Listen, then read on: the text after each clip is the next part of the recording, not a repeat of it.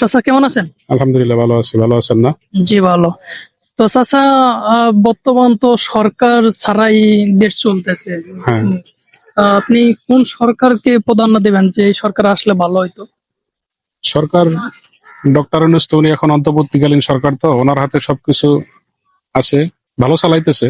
ওই জনগণের সরকার আসলে ভালো হয় বাংলাদেশে আর কি। মানে একটা নির্বাচিত সরকার। নির্বাচিত সরকার আসুক, এটাই জনগণ চাইতেছে। ইউনূস স্যার খুব ভালো চালাইতেছে, এটা আমরা দেখতে পাইতেছি। তো নির্বাচিত সরকার আসলে খুব ভালো হয় বাংলাদেশে।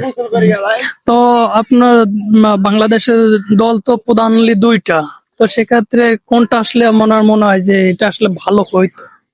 দল যেটাই আসুক, জনগণের জন্য আসুক। হ্যাঁ। নিজের আখের গোছানোর জন্য যেন আর কেউ না আসে বাংলাদেশে, কারণ এখন ছাত্র জনতা সবাই সজাগ আছে, যে মানুষ অনেক সচেতন। মানুষ অনেক সচেতন আছে।